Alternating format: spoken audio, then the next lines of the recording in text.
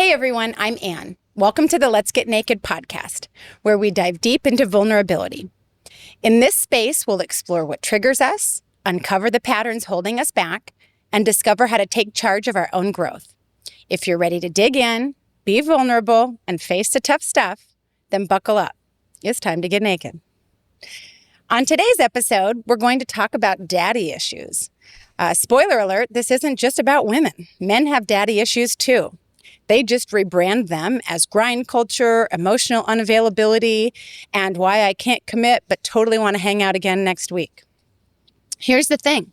We all grew up craving something from the person who was supposed to show us safety, leadership, or love. And a lot of us got a half-baked version of that, if we got it at all.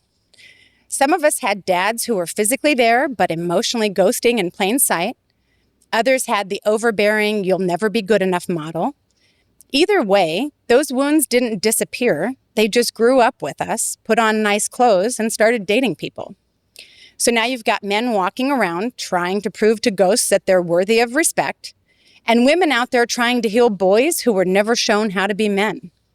It's a vicious loop of validate me, but don't get too close, and fix me, but don't make me admit I'm broken. Here's the savage truth. Daddy issues aren't a punchline, they're a pattern. And until you're willing to trace the thread and hand daddy his issues back, you'll keep repeating them in every relationship, every boss dynamic, every power struggle. So today, we're ripping the Band-Aid off. We're going to talk about how these wounds actually show up. The control freaks, the people pleasers, the emotional stonewalls, the performers, the rescuers, and how to finally return that shit to sender. Because you don't need to carry his lessons anymore. You've already paid the tuition. Today, I'm going to lead with vulnerability, per usual. My dad was the definition of hardworking. He worked himself to the bone to provide for us. When your dad's always working, you learn early that love looks like labor, that your worth is tied to what you produce, not who you are. So I grew up equating doing with deserving, and I turned that wound into an art form. I became a workhorse, outworking, out-hustling, outperforming anyone in the room. I didn't even realize I was chasing a ghost, that every late night, every new project, every look what I built was really me trying to earn a pat on the back that never came. The approval I wanted wasn't even from the people around me. It was from the version of my dad who I wished had more time to see me. That's what the books call an achievement-based attachment wound. It's common in daughters of hardworking or emotionally unavailable fathers. You grow up internalizing that love has to be earned. You start performing. Straight A's, sports, career, motherhood, anything that proves you're enough. But the kicker, when you finally get that validation, it doesn't stick. It's like eating crumbs when you needed a meal. You keep feeding on micro-approval because your nervous system doesn't know what full actually feels like. And that's the dangerous beauty of this particular flavor of daddy issue. On the outside, you look like a badass. You're successful, independent, unstoppable, but underneath, you're tired. You're starving for something money, medals, and milestones can't feed. So yeah, I've done the work. I've gone through every excavation layer, the resentment, the burnout, the overachievement, the validation trap. I've held my inner child's hand and said, you don't have to earn it anymore. You were already enough. But those roots, they grow deep. Sometimes they still whisper, work harder, they'll love you more. And that's when I have to remind myself and everyone listening that we can honor our father's sacrifices without carrying their emotional absences like inheritance. Because healing your daddy issues isn't about blaming him. It's about returning what isn't yours, reclaiming your worth, and redefining what love actually feels like when it's not a transaction. Today, I'm stripping it all off with Casey Morgan. Casey, as a lot of you know, is my right hand. And she was scheduled to be on the pod today, and we weren't sure until yesterday what we were going to talk about. And I knew the big guy was going to put it right in front of me. And she came into my office yesterday and said something about what she was going through. And I said, that's exactly what we're talking about. So daddy issues, welcome. Welcome to the show, Casey. Thank you. Yeah, absolutely. So I think maybe we should start by you telling me what sparked me even jumping on the daddy issue train, if you're comfortable saying what you had been going through, and then we can kind of dive in from there. So recently I was in and out of a relationship with someone, pretty toxic, and somebody who is going through a lot of his own issues. He's got a lot of background in his life that led him to where he is now. He's going through a sobriety journey. And I felt like, so I had recently parted ways with him, but I started to feel like I was missing him and missing just being around him. We did have good times. It was fun, you know. But then it kind of dawned on me, like just something clicked. And I had this realization of like, he never brought anything good to my life. I was always the one lifting him up. He did a lot of shady shit and was always doing things behind my back. I always found out because you're not a moron. I'm not a moron. I snoop through your shit if I feel like I need to snoop through your shit. I don't care what anybody says about that. I will snoop if I feel like I need to snoop. I don't want to have to do that. I don't even want to be in a relationship where I need to do that. Right. But in the moment, I was like, no, I'm going to go through your stuff. So I just had this realization that he never did anything good for me. Nothing. He didn't lift me up. He didn't support me. I was always fixing his problems. And that felt good. To fix his problems? And like I would kind of justify it to myself of like, well, he doesn't have a good family. He's an only child. He doesn't have great parents. His real dad died. But his stepdad is not, you know, they're alcoholics themselves. Yeah, of course. And I wanted to help him because I did see the good in him. Everybody, in my opinion, has good in them, at least the ones I have come across. And I could see that. And I liked the feeling of being the one where I saw the good in him and I could show everybody else, like, look how awesome he is. But he wasn't awesome. He brought a lot of sadness to my life and a lot of pain and chaos.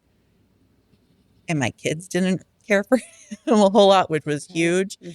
And I just had this thought of like, why do I miss that? I don't miss him. I miss the attention I think it gave, or not even the attention, because he really didn't do that either, but just the feeling of somebody needing me that wasn't my kids. Yeah. You know? And I just thought, I don't want this anymore. I need to just move on. And I feel like for the first time, I'm fully done wanting him. I don't want him. I don't want that in my life. I don't need that.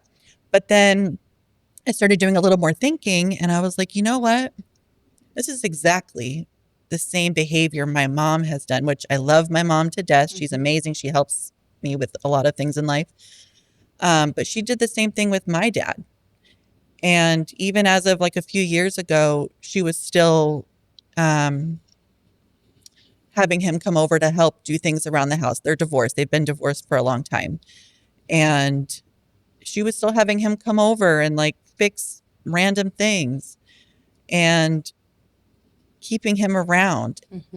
For what reason? Right. He brought nothing but chaos to our lives as kids. He was abusive. He was an alcoholic and it just wasn't good. So why keep that in your life? And here I am now doing the same exact thing. And I had no idea until this weekend. Until you did, right. Yeah, where I was like, God damn, I'm repeating the same thing that I saw.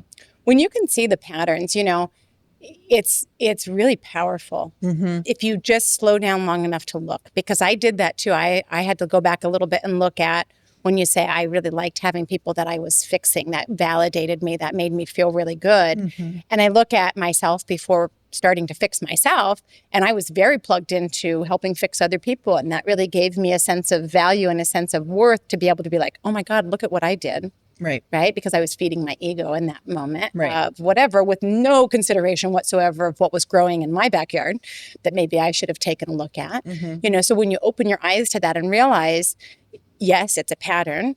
yes, you have the control of being able to fix it so that you're not continuing to do this. Because if you look at it, you don't need a project. You want a partner, you know? And even though that did give you crumbs of validation for like being able to fix him and all of that, that's not living.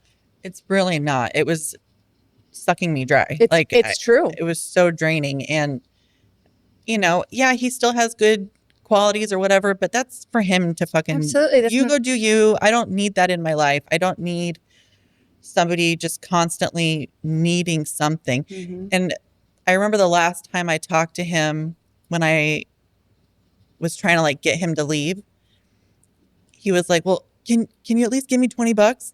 Can you call, or can you take me home to his sober living place? And I was like, no, get the fuck out. Yeah. Leave. Skadooch. Get out. Yeah. And I don't know. I'm just so done with that type of person. Mm-hmm. I deserve better. You do deserve better.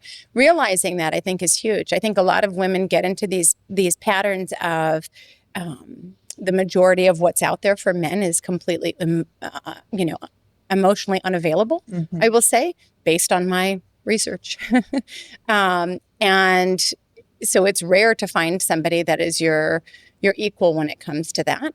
And so you just continue to do the same thing over and over again. But what you don't realize is if you're just in that cycle, of finding the next person that you're going to be able to fix or have an impact on or whatever, you're never going to get to great because you just keep cycling through this bullshit. So realizing that that's a pattern, that you need to work on yourself first before you put anybody else in that role for you going forward. Date yourself, figure yourself out, figure what Casey likes, instead of like, oh, what can I do for somebody else? What can you do for you?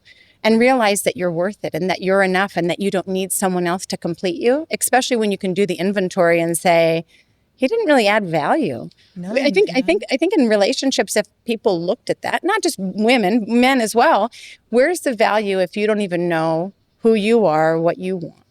Yeah. How do you expect somebody else to give you something that you don't even know what that is? That causes so much suffering in your relationships. I look back at stuff in my own, previous life as well, where I just think, God, what the fuck was I doing? Yeah. I feel some guilt for that also. Set that guilt down. It's hard because I feel like I've traumatized my kids enough and they don't deserve that, because I saw all the signs for a long time. Like soon after we met, I was like, he reminds me of my dad. And that you thought that early on? Yeah. Shut up. And it was bad. I was like, he really is like and I don't talk to my dad. Right. I have no relationship with him because he's a piece an of asshole. shit. Yeah. And wow, I didn't know that. Early on, I was like, he kind of reminds me of my And yet dad. you were still like, come on, move on in. Isn't that wild? It is No, it's wild. And I don't know why I did that. Yeah. I think he's a hell of a manipulator. Yeah. He really knows how to work his way into people's lives. And that's what he does. There's if you look at his past and his behavior, he does this with every girl he's with. And I was just one of them. Yeah. And I did it for 4 years. I was just going to ask that because I didn't know how long you guys had been together, but I think it's wild that for whatever reason, we would rather have somebody, a warm body next to us at night than be alone and figure out what makes us happy for us. Well, and I've never been alone because I got married so young. Mm-hmm. I was married at 20 years old and was married for 16 or 17 years. I can't remember now. Long time. It was a long time. Yeah. And I went right out of my marriage. And I've never been alone until now. And how long has it been since you guys split up and he was out of the house? I don't remember. That was February that he went into treatment. Mm-hmm. But and it takes a while, right? It takes a while for you to work through that emotionally of not feeling connected to him. It's and 7 or 8 months now, but still it feels like, I don't know. It's like another version of my life that, what the fuck was I doing? Yeah. And I'm really glad to move on from that, but it's still shitty. Yeah.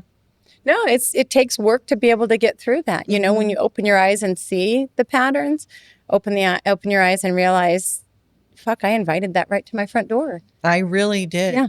Like going back and doing inventory over it, right? That's the hard work. That's the looking in the mirror. That's the stuff that, when I refer to the work, that's what it is. Yeah. Being willing to say, what was my part in that? Not like, oh, I can't believe that happened to me. I listen to people talk and they're like, I can't believe that person is a narcissist and this and that and whatever. And it's just like every other guy I've ever dated. And it's like, what is it about you that keeps calling in the same fucking pieces of shit? Yeah. Because it's you, not them.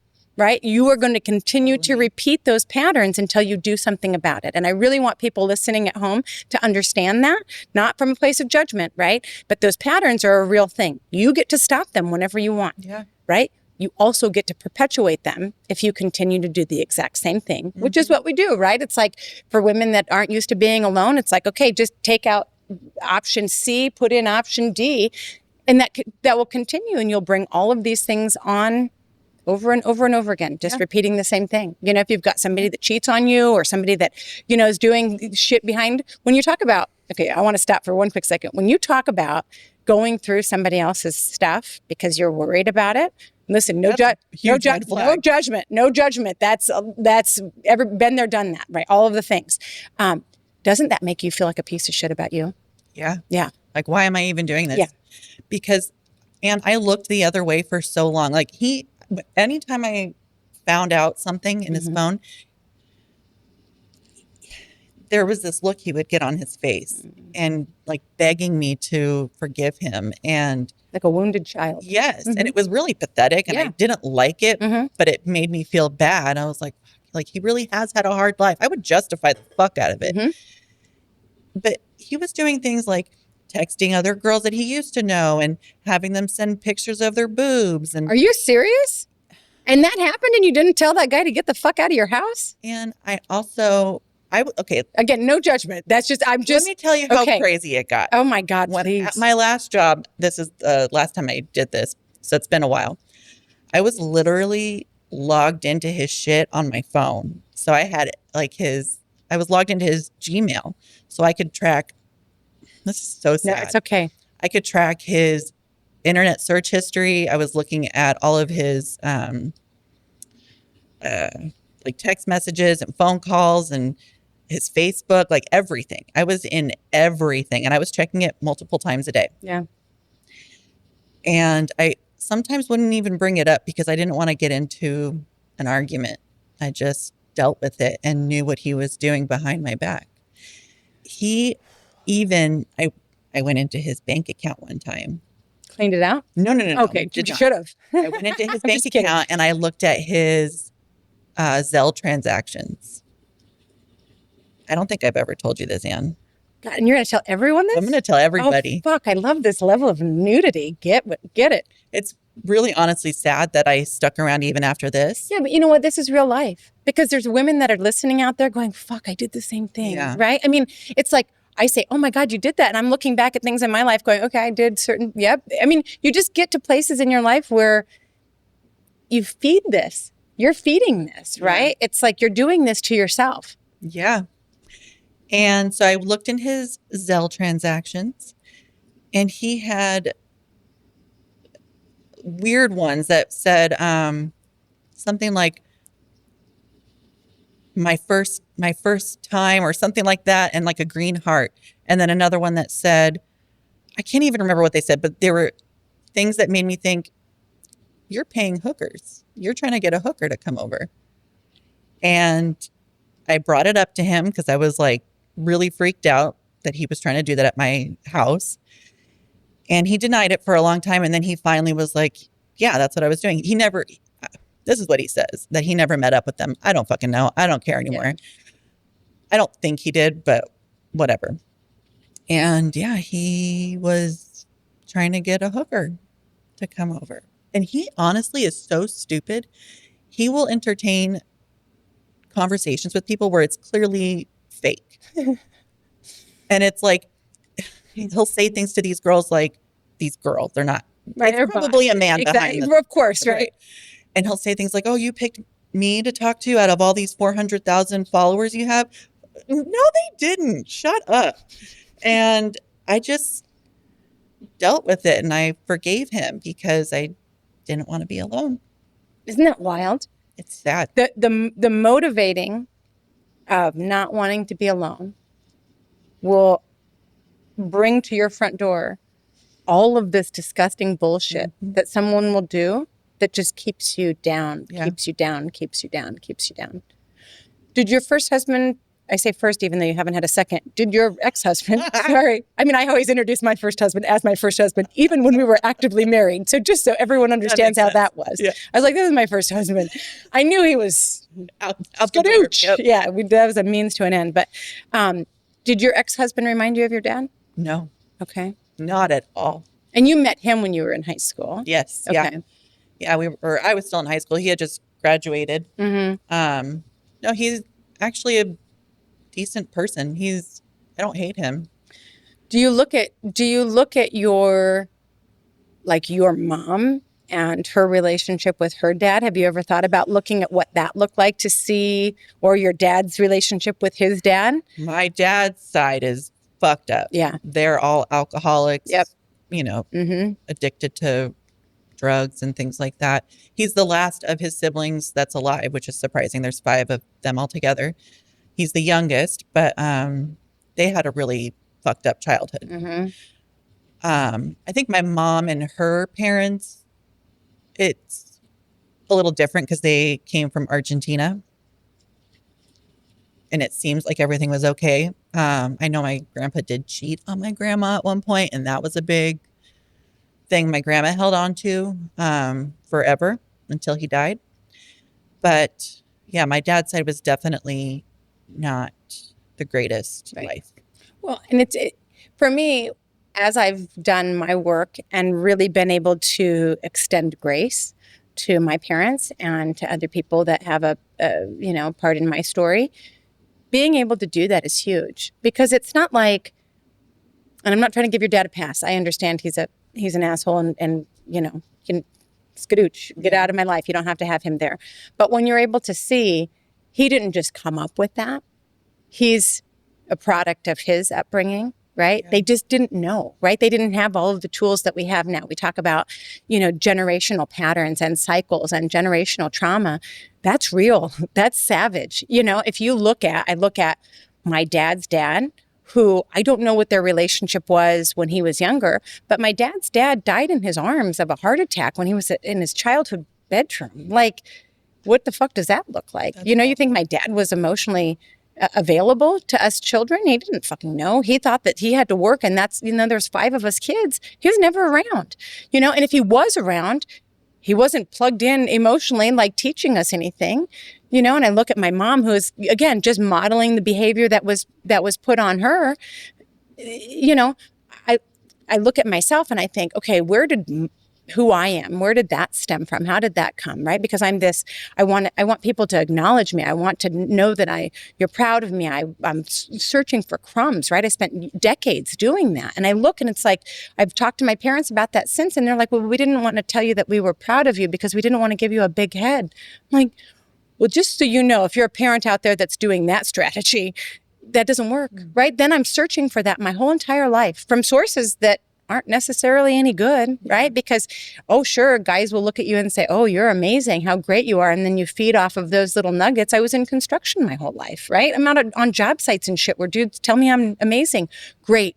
And then what, right? That's not sustainable. And then you search for that kind of stuff. So if you're looking at the patterns of, okay, what about your dad? Okay, what about your mom? And then realizing you can fix that. You don't have to just carry that through, right? I have offered forgiveness and grace to anyone that had a hand in that for me. My parents were just doing the best that they could. Did they mess up? Sure. Right? We all do. Like when you talk about, I wish I hadn't done that to my kids. Trust me, you're going to fuck your kids up one way or the other. It's just true. Like you get to do that however you choose. Thank God your eyes are open now, because you can kind of like self-correct a little bit. That's what I've found I'm doing with my kiddos, is like, hey, I was just passing down what I thought because I didn't know better. But now I know better and I will do better. And I'm trying to help other people be able to recognize and do better as well. Because no one wants to be in this shitty pattern. For a woman that feels insecure enough or has things going on where they're searching through phones, that'll crush your soul. that crushes your soul. Like when you're talking about that, I know what that feels like. That crushes your fucking soul. It really does. It does. And it's like, for It's what? like all this stuff. I think that's too why I was always like trying to help him, because I wanted him to not do those things. And it's like, well, if I just love him really good, like love he's never had before, and sees what real love means and how that feels, he'll be good to me. Yeah. But he wasn't. I mean, like I said, he did some good things or whatever, but overall, no, he didn't value me. Right. I don't think he says he loved me or loves me. I don't think he knows what real love is. Right. Well, most people don't. I guess I don't really either. Right. But yeah, because you think you loved him by trying to fix him. Right. And I know. And you know what's really shitty is that I feel like I did know better. Of course you did. And I did it anyway. As soon as it's like, this guy's reminding me of my fucking dad that I hate, that I don't have a relationship with, let's fucking get him moved in quick. Looking back, isn't it great? Hindsight is fucking 2020, and it is so amazing. Well, if you're willing to look at it, it actually really is, because what it does is helps you recognize it, helps you heal from it if you're willing to be brave enough to look in the mirror and do the work, and helps it so that you're never going to have to repeat that again. Can you imagine if you just went through this life and it's like, okay, pull this guy out. Okay, we're going to find the next guy to insert who's going to do the exact same fucking thing to you. And then you go, oh my God, I wonder why I have a fucking shitty life. Yeah. Don't wonder. Like, we're the ones making these choices. Yeah. Right? Energy is everything, and most of us are spending it like drunk gamblers at a Vegas blackjack table. My book is built around one simple but powerful tool: quantifying your energy so you know exactly where it's going and how to get more of it back. Think of it as a manual for your soul's fuel tank. If you're tired of running on empty, this book will show you how to fill back up and keep yourself in the game long enough to actually win. Get your copy of the Life Hack Playbook on Amazon or on the podcast website, letsgetnakedpodcast.com.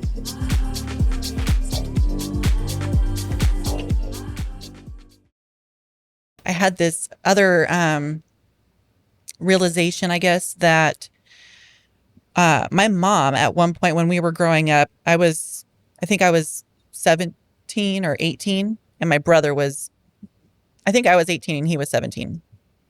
And my mom had been separated from my dad at this point, but she met a man online on a Christian website. And so he's totally good. He's a godly man. We don't even have the time for me to get into what that fucking brings up for me, but okay. Yeah, he is so great. Jesus loves him. And she ended up moving to Washington, leaving my brother and I behind at 18 and 17. And my brother ended up she helped him get his own apartment at 17. And I was with my ex-husband as a 18-year-old. And I think that's probably why I stuck around in that marriage for so long. Like, he was all I knew. My mom was gone. My dad wasn't around. Like, this was my person. And, that marriage didn't work either because he was a lunatic. He was psychotic, like literally crazy, and would tell my mom she was a demon and put his hands around her neck. And then it was just not good. And I thought, I'm kind of repeating that in a way of bringing this like weirdo into my life, my kid's life. Why? Like, there's no reason for it. And she had been single for a long time after my dad. And I think that's probably why she did that. She feels really guilty about it now. But I think that's why she did that. She was like, this is my time. I found somebody. He's Christian. He's this, he's that. He lives in Washington. He's got his own kids and they're older, blah, blah, blah. And I'm just repeating the same thing. And that makes me sad because that whole situation really hurt when she did that. Left me and my brother. He was 17, right, living in his own apartment. Right. He didn't know what to do. He didn't know how to live life. And he started getting into shit that he shouldn't. He didn't have anybody there. It's just this awful, vicious cycle. And I don't want to be in it anymore. No, well, look how lovely that is to have that realization, that awareness, and also being willing to do the work to fix that so that isn't something that you're drawn to. Because it feeds something in you. When you realize like the people in your life are meant to mirror things back to you until you get it, you know, I feel like I'm in this game a little bit. That's kind of how I see life now. Once you kind of start seeing these patterns and these things that you're just handed down, or maybe the things that you haven't fixed yet, it's like when you're able to look in the mirror and evaluate those things from an adult perspective and really work on yourself, you can set that shit down and have a completely wildly different life that doesn't have to include fixing other people or you know, being in a place where you compromise yourself and your kids to feed this gross gremlin that lives underneath the surface that you didn't even fucking realize where it came from. Mm-hmm. You know, like it's always so funny to me because when you have these tough guys that are like, I don't have daddy issues. I'm like, bro, you might as well fucking tattoo it on your forehead when you say it like that. Don't get defensive about it. Everybody's got fucking daddy issues, you know? Mm-hmm. I haven't met one yet where it's like, you have the perfect dad, right? Like there's holes that get left in people all the time, you know? I don't know if you've ever seen the movie The Shack. It has Tim McGraw in it, and it's an older movie. But it goes into sharing about this guy and his dad and how his dad treated him and how he came from this place of my dad's a motherfucker and like he was an alcoholic, abusive, he abused me and my brother and like that whole thing. And then at the end of the movie, you kind of see everything come full circle. And then it shows his dad as a child getting the shit beat out of him by his alcoholic father as well, right? And it doesn't give him a pass, but it also is like, people don't understand. We didn't used to live in a time back, you know, however long ago, 50, 100 years ago, whatever, where there was internet or therapy or people even talked about things. You know, it was like you brush it under the rug. If there's abuse happening in your house or neglect happening in your house or any of that stuff, nobody talks about it. Now we talk about it. Now it's like, heal that shit, get it out of there. You're carrying that invisible weight around. You know, we address those kind of things. And I think there's still a lot of people who don't want to talk about things that are like, no, it's fine. I'll just carry this by myself. And it's like, you know, you don't have to carry that hot coal, right? Like you could just set it down. Right. That's where I'm coming from because I'm telling people there's a better way to do this, you guys. There's a better way. I didn't even realize I was carrying around a bunch of that shit. And I look at it now and it's like, drop it like a bad habit. You don't have to do that shit anymore. Yeah. You know? Yeah. Casey and I were talking, for the listeners at home, Casey and I were talking yesterday about one of the things that has come into my awareness from someone or somewhere or who fucking knows what is a yes to someone else is a no to you. And so when she's saying yes to this guy, right, of being able to help him, being able to whatever, that's a no to you and your kids. And when you can look at it from that savage self-awareness perspective, it's like, that's a no-brainer. I'm not fucking feeding into this anymore when I know that I'm literally taking Skittles, right? For those of you that don't know, I have the Skittles analogy with energy, you know, Skittles equals energy. And when you realize that you're taking Skittles out of your own bowl and your kids' bowl to give to somebody that doesn't deserve it, and that's nothing against him. He's dealing with his own shit. So I'm not coming from this place of anybody being better than anyone else, but also it's not your job to fix him, you know? And so I don't know. It's a pretty cool realization when you do that of like a yes for them is a no for me. And I said yes all the time. All the time. I jumped up the second he needed anything. Anything. I wanted to be that person to do it. Casey's working on her boundaries, and I hate it so much because I'm a direct benefactor to Casey not having boundaries. You might be the only person that I can Can you just get away with me going like, Casey, come on. Yes. Say yes. I trust you too much. Say yes to me. I know it's still a no to you, but please say yes to me. I'll definitely always say yes. I know. Well, and it's wild because as I was preparing for this morning's podcast, I printed up some examples of women with daddy issues and some of the things that come in. And then I asked Casey, and then I printed up a men's version as well and asked our producer, like, tell me the ones that resonate, you know? And it's pretty funny because Casey circled the hero fixer, which is that you spent your childhood trying to rescue a broken or absent father, and now your self-worth is tied to someone else's healing. And so what that looks like in today is attracted to emotionally broken men, like it's a full-time charity project. That's fucking huge. The validation vixen, right? Where the root wound is dad's attention was inconsistent or confusingly flirtatious. You learned being desired equals being valued, which feeds off attention like oxygen. The more unavailable he is, the tastier the chase, right? That's Yes, a lot of us have that, right? The boundary acrobat, the root wound for that is dad ignored your no or punished emotional honesty, and you learned love meant tolerance, not truth. So what that looks like in nowadays is saying I'm totally fine while juggling red flags that are on fire. There's a lot of these things where it's like, fuck, that resonates. If you're listening, or as I was reading the list too, I was like, yeah, I can feel a little bit of that. Yeah, I can feel a little bit of that as well. But being aware of it is the first thing. You can't fix or change something that you don't know anything about. I'm watching as the men in my life are working on and fixing their shit as well. And it's wild. It's wild to me because I don't think specifically men, because of the fact that they're even in worse shape emotionally, collectively, than women are, as far as just feeling their emotions. What does that look like? Addressing them, all of that.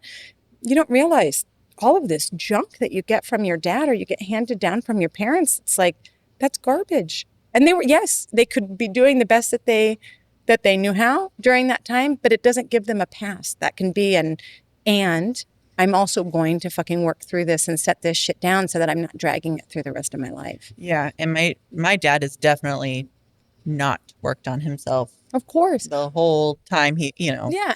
And how old is he? He's born in 59. Don't make me do math. I don't know math.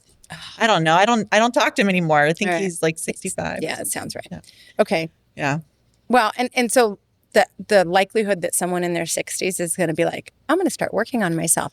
Not likely, right? Well, it's interesting because I was talking to my mom recently, and my brother doesn't really talk to my dad a whole lot either. Mm-hmm. But I guess something had happened with my dad where he was on a bicycle or an e-bike or something, and a car hit him, apparently. Your dad? Yeah. Oh, my God. So then he was in the hospital, and he has a cat, and asked my brother, or no, he asked my brother, my brother, to go check on the cat. And my brother didn't want to, so my mom did, just to be nice, because she felt bad for the cat, which sounds like something I would do. It's like, totally I'll just do it this one time. It totally does. Terrible boundaries. So she went and checked on the cat, and apparently this place he's living in she took a video and sent it to me. It's disgusting. I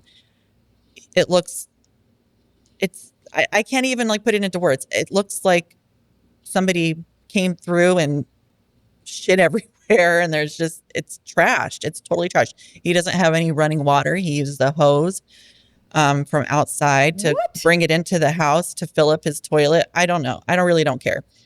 Wow. But so through all of this, I'm saying this because now apparently he told my brother or my mom that he is now not drinking. And I'm like, I guarantee that's not true. I mean, and I hate to kind of be negative about it, but he's gone his whole life drinking and, abused all of us, me sexually, my brother physically, my mom physically, mentally. And it's like, now his life is shit. What does he have to live for? I don't know. Maybe that's me just being super negative and I don't like him. So right. It bothers me.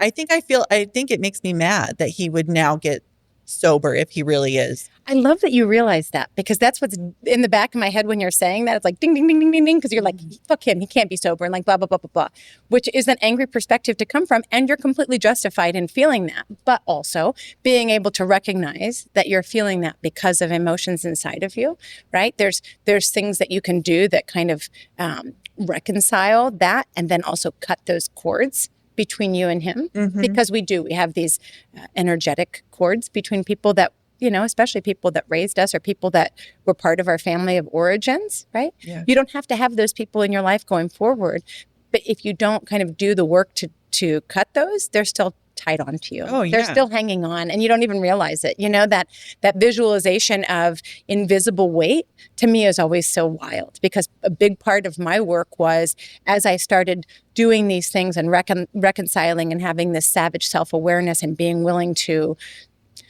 open Pandora's box and kind of fucking look at all the stuff that comes out, because there's a lot of shitty things that happened to me, and what was my part, right? Because I can't change anything that someone did to me, but knowing that it was something that was happening for me, not to me, I should rephrase that, something that was happening for me as lessons that I'm supposed to learn in life. But as you start reconciling those things and setting them down, you just get so fucking free and so light, where you're not carrying all that shit around. So if you're out there and you're listening and you're like, God, life feels heavy, you have the control to do something about that. I have my book that will be out by the time this podcast airs. We're in the last couple of weeks of that launching. It's going to launch on October 29th. It's called The Life Hack Playbook. And there's a lot of things that are in there that just kind of point to the work a little bit. I say that book is kind of a gateway drug to being able to have a better life, because most people are not interested in doing something that's like self-help, personal improvement. I don't blame you, right? That was me for a long time too. But then I realized, God, this makes a huge difference in the quality of my life. Mm-hmm. If you want to live your life at a 4 from now until the day we put you in the ground, or you could live it at a 10, and it's your choice. I'll take the 10, please. Yeah. I'm living the 10. I'm living the 10 now after doing the work for stuff. And it's not something where it's like, oh, fuck, I got to do the work. After you start doing it and you realize how much better you feel, I'm like, oh my God, I get to do the work. And it's literally that different of a perspective shift where you can say, like, I get to control how amazing my life is. And I'm here for the awesome sauce. With just these little tweaks. With these little tweaks, that's the whole thing. It costs you nothing, right? It costs you nothing. I'm at this place where this is my mission. This is something that is extremely important to me, because after hacking my own life, I've realized that there's a better way to do it. And I feel like no one ever got through to me with, oh my God, you guys, there's a better way. But that's what I feel like. I feel like I've found the cheat codes to the video game that this life is. And I just want to share it. I just want to share it to everybody this is fucking amazing. And it's just going to take stuff that you can do for yourself, and being willing to open your eyes to look. Stop numbing out with the things that we all do to numb out. Stop avoiding the red flags. Stop putting yourself in situations that make you feel like garbage, because you're causing your own suffering. Like, look at the situation with this guy that we don't want to say his name, right? Think about all of the suffering that you caused you. Not that he caused you, that you caused you, right? Because if you're looking through someone's phone, if you're insecure enough because of whatever, it doesn't matter, right? That's what that is an insecurity. If you're insecure enough with what your partner is doing, if you feel like you have to look at the phone, that's your answer. Yeah, you don't even have to, because the worst thing that's going to happen is that you look, not what you find, right? When you look, you feel like garbage. I've never felt more low in my entire fucking life, ever in my entire life. It was the worst feeling. I would shake looking at It's the worst, stuff. Right? And so it's like, if you feel like you need to look, that's your answer.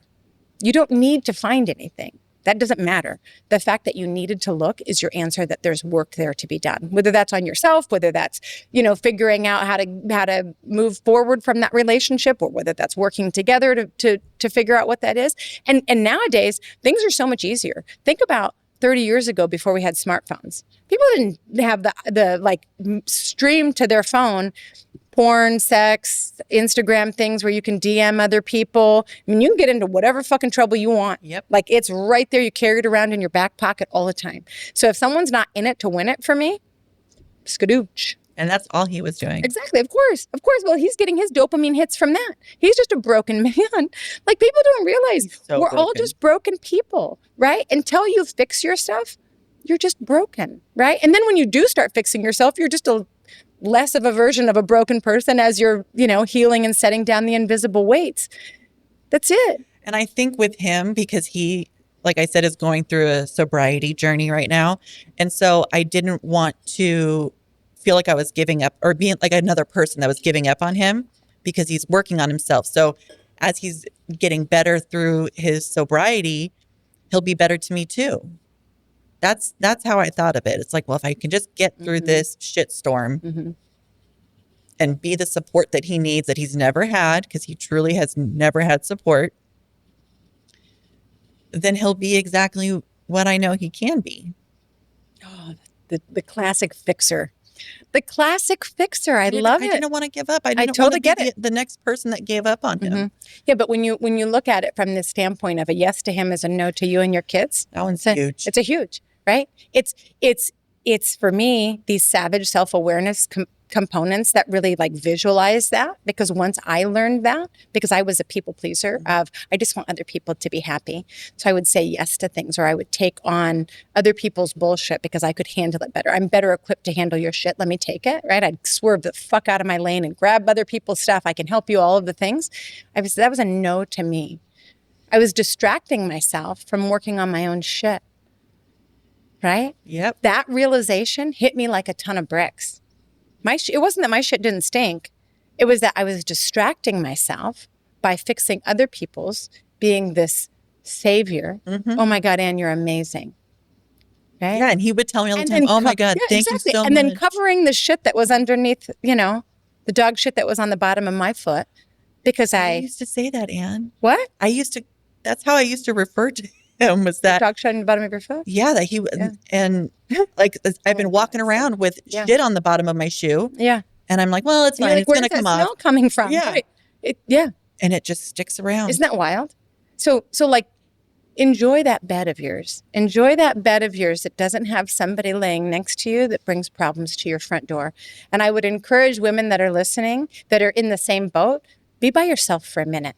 Take a fucking pause, right? There's no hurry. There's no gold star, just so everyone knows. Anybody that feels pressure about getting married and having kids or having somebody next to you, trust me, it's not all it's cracked up to be, right? Like, we've been sold a bill of fucking goods. I'm telling everybody that, because it's, here's where your life will be complete. If you find a guy to ride off into the sunset with after you have this expensive fucking wedding and, blah, blah, blah, blah, blah, everything's going to be amazing. No, it isn't. No, it isn't. Life is hard. It is hard. And it's hard when you have someone that has fixed their shit with someone that has fixed their shit. It's hard just doing that, right? So to imagine two people that are completely unhealthy in their emotional intelligence and what they're bringing, you're causing your own fucking suffering. You talk about your dad and this place that he's living in. Hell and heaven are not fucking places somewhere else. Hell and heaven are places right here on earth. I wish people understood that, right? God isn't this fucking white dude with long hair and whatever. God's in here, right? Like, get in touch with that. Your knowing, your nectar, your gut, that's God. That's where he fucking lives. Get in touch with that. Get in alignment with that and let that steer, instead of, whatever the fuck it is that we're doing, because we cause our own hell. You cause your own suffering. You're choosing to keep yourself there. There's that song, I don't even remember who it's by, but from a long time ago. It's like in the 90s. And it says, the hand you hold is the hand that holds you down. And if you visualize that, fuck, that's powerful shit. Yeah, we do that to ourselves, right? Think about that. The hand that you hold with that situation with that unnamed man, right? We're never going to repeat that again, because our eyes are open and we understand that. Maybe we're going to repeat it with a different shitty pattern. That's okay. But we're learning from this one. The hand you're holding is the hand that's holding you down. Those yeses that you are giving to him that are no's for you and your kids, those are Skittles that you guys could be using. And you just don't even realize that. It's like, think about how far you could be going if you weren't wasting your Skittles on somebody else. Yeah. It's a finite amount. And your Skittles. What's interesting too is, now that I have separated from him, I'm almost like dealing with like the after bullshit, because now I'm in a house that, I love my house, but it's a house that needs a lot of maintenance. Somebody to cut the grass in the front and the back. Has a pool. I don't have a second income to help support all of that. Like, it's been really difficult. And I just made so many decisions that led me here. And I don't want to do that anymore. Again, super, super, super powerful. I made so many decisions that led me here. There's no excuses at your fucking front door. That's a big step, Casey. I don't think you realize that. That's a huge fucking step, right? Yeah. Do you realize that? Like, you're blowing my doors off right now, because I think only because you're telling me. Well, am I realizing? I know, but it's a big fucking deal. When there's no power in victimhood. So if you come from this place of, this is happening to me, this is happening to me, this is happening to me. No, it's not. No, it's not. We all have choices. And when you realize that, like, doing nothing is still a choice, we all have choices. We invite all of this garbage to our front door. whatever it is. Yeah. You taking accountability and saying, I made all of these choices that got me to here. That savage self-awareness is a fucking big step. I know it was all me. It is. Isn't that great though? Like when I was able to look at that and people may listen and go like, how is that great? I'm telling you, that's a great fucking step to realize, because then you realize I can make different choices that lead me into a wildly different life. I'm in control of You're my in life. control of it, right? People that are control freaks think that they can hold on to what's happening in life and control that. That you can't. Right? You've been misdirected. If you think that you're going to be able to control things, and if things don't go your way, you're going to throw a hissy fit and act like a bitch, that's on you, right? But when you realize you can control the small choices, you can control those things, which is what my book talks about. It's just these little tweaks, right? Choices that align with where you want to go. Right? If you consistently make those little choices, you will build a life that you fucking could never even imagine. Yeah. I live a life right now that I could not have imagined how fucking amazing it could be. I couldn't have imagined. The old version of Anne could not have imagined how incredible life could be. Yeah. Because I took accountability for my shit. I set down all of the fucking invisible weights of shit. Was it hard? Yep. Yeah, it was. I can do hard things. Right? And now I just want to share that with everyone there's a different way. There's a different way to be able to do this where you're not causing your own suffering. You're not making fucking stupid, shitty excuses for your mediocre fucking life that you have on the spin cycle and just keep going around and around, right? Pull out this guy, put in this guy. They're the same fucked up stuff, right? Yep. And again, I'm not picking on men. They have, women have issues too. But for me, if I'm talking to people now who are on any part of their journey for working on themselves, like realize there's a journey, you're in for me. If you don't realize that you're the cause of what your life is right now, wake up. Yeah. And I'm I've already started the process of moving on from my past. Mm-hmm. And I'm really excited. I feel like, I don't know, it's like almost like I reset myself. Yes. You know what I mean? I do. I know exactly what you mean. I thought I had done that before, but now I'm like really in it. I don't want that life. I don't want people in my life that are just sucking me dry, whether they're family, not family, whatever. I don't need that. I have people in my life now that bring me joy. They support me. They have my back. Like, that's what I need. I don't need a man. No, you don't. It'd be fun. It'd be nice. If anybody I'm just kidding. DM the show. But the people that I need in my life are the ones that truly care, truly love me. Yes, and the rest of that will come. Like, even if it doesn't, whatever. Yeah, but I think people don't realize they're so concerned about that they are more focused on that than focused on themselves. If you work on yourself, that's it. Just go all in on you. The rest of it will fall into place exactly how it's supposed to. And then the type of man that you'll attract is somebody that has done the work on themselves or is somewhere on the journey and realizes. Because once you're far enough along on the journey, you won't even fuck with people not working on themselves. Like, you just won't. Like, I would never have someone that I brought in to my friend group now, whether it's a man or a woman or any of the people that are not working on themselves. Because you see that and it's hard to get your head around. Yeah. Right? And again, no judgment. I was fucking there. But I look at that now and it's like, no. Right. Like, I'm not interested in bringing that shit to my front door. I know that it can be so much better. Yeah. It's people that are feeling sorry for themselves. Yeah. It's making excuses, being the victim. Oh my God, this life is happening to me. Stop it. Mm-hmm. Right? There's when people look at that and say things are so hard. Okay, well then let's look at the people that have also had it hard, that have made something of themselves. And I don't mean like financially or any of that. It's like, but that are living a life that they're proud of. Right? Right. They consistently make the hard choices and do the right thing so that those lead to the life that they have. Right? Make goals, align your actions with what those are. Work on fixing your shit. Everything else falls into place. Yeah. That's it. And I think for a long time, I didn't really have goals. I didn't have something to shoot for. Sure. So I just took whatever. And that's you stand there and take crumbs. Yeah. Right. And then that's what you get.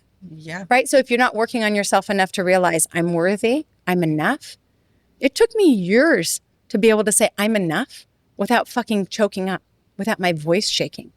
Isn't that wild? I'm not there yet. I understand that. It took me years. Right. because we have all of this terrible fucking stuff that happens and all of this gunk that goes on top and the trauma and the, all of the things that you didn't even realize you're carrying around. I'm enough. I say it loud, right? I'm leading by example because I want other women to understand you can do that too, right? I'll show you the way. It's fucking so much better. I know. I'm really glad that you're showing me the way. And Casey had to pretend like she was going to die so that she could get a copy of the manuscript. Yes. I know. It woke me up reading that little bit, and it really flipped something in me. Yeah. Well, and I think, for anyone listening, if you haven't read the book, go on the website, go on the podcast website, order the book, or you can get it on Amazon if you want to. If you order it off of our website, I'll throw in some of my fun stickers for my And project. But it's written in such a way where it's like, this is just regular shit that you can see it, right? I don't have a degree. I barely graduated fucking high school, right? Everything that I know is from real life stuff. Like I've really, really, really, really lived a big life. I've touched all the burners. But I'm here to share that knowledge with other people in such a way where you can actually take those nuggets and do something for your life, right? Yeah. And that's the biggest part. It's not like you don't have to do this whole thing. It doesn't have to cost you a bunch of fucking money. There's things that you can do that are just small life hacks and tweaks that will get you on the right path going forward. And then you surround yourself with other people that are doing it as well. So I highly encourage people to read it as a group, right? If you have a friend group, everybody get a copy of the book, read it together, and then talk about the different things that are okay, let's try this. Okay, how did I see this? What, how did this impact me? Where did this hit me in the gut here? Why am I defensive about this? That's the work, and you're the one that values from being able to do the work on yourself. Yeah. We do all of this work to plug into other things and other people and other whatever, and so little on ourselves. And when you realize when you do the work on yourself, you're better for everyone else anyways. You're so much better. Well, and I realize that now because working on somebody else has only gotten me so far. Right. It didn't get me anywhere. Right. So now I need to do that for myself and work on me. And you can look at that and look at the things that you've already started doing and look at your kids noticing, or look at other people in your life that go, wow, Mom, that's awesome. Right. And it feels super selfish to work on yourself, but you can see that now, right? I mean, you're far enough along on your journey where you can see putting work into yourself. I know you got a necklace, you got new glasses. New glasses. I took care of myself. Shoes. I know, anything is possible. Yeah. Casey, thank you for taking time to come chat with me and be so vulnerable. I really, really appreciate it. I know that the listeners do too, because it's people that are able to relate with that and go, fuck, I did that too, right? That's part of this, the mission for this podcast is there's not filters. There's not, masks here. Life is messy AF. And we show that because I think that that's where we all connect and that's where we live from. There's not some Instagram highlight reel here. There's the shit that's in the bottom of the dumpster that's on fire. Yeah, we're all going through. All going through shit, right? So, I did a little outro that I'm gonna read because I just think that's great to give Daddy his issues back. I don't know why that makes me so happy, but it just does. Okay, at some point you have to stop living your life as the sequel to your father's movie. His script is tired, the plot's outdated, and the ending wasn't even that good. Here's the truth: Daddy did the best he could with what he had. But what he had wasn't always enough. Maybe he was broken, busy, drunk, distracted, or just emotionally tone deaf. Maybe he taught you how to build walls instead of trust, hustle instead of heal, or smile instead of speak. But here's the thing. Those were his lessons, not your legacy. You are not his silence. You are not his absence. You are not the fallout of his unhealed trauma. You've been carrying bags that don't even have your name on the luggage tag. So set them down. You don't need to drag his ghosts into every job, relationship, or sleepless night. Give Daddy his issues back. Lovingly, but firmly. Say, thanks for the origin story, but I'm rewriting the ending. And just to clarify really quickly, you don't actually have to say that to your dad in person if that's not the vibe. So just so people understand. Work through your patterns. Call yourself out when you start acting from the wound instead of the wisdom. And when the old pain tries to crawl back in, remind it, that's not mine anymore. Healing doesn't mean you hate him. It means you stop bleeding for him. And freedom, that's when you stop trying to earn the love you already deserve. So here's your permission slip to walk into your next chapter clean, unhooked, unburdened, and unapologetically free. You don't owe Daddy closure. You owe yourself peace. Return to sender, signed you. That's our time for today. If you have any questions, suggestions, or think you have a story you'd like to add, please either DM us or shoot us an email at ladies@letsgetnakedpodcast.com. Casey would love to hear from you. Also, if you have any feedback about like what you love, what you don't love, send Casey an email. She literally is so happy to read your emails. Yes, always. And then do all the things to support. Follow, share, rate, review. We will catch you next time. That's a wrap.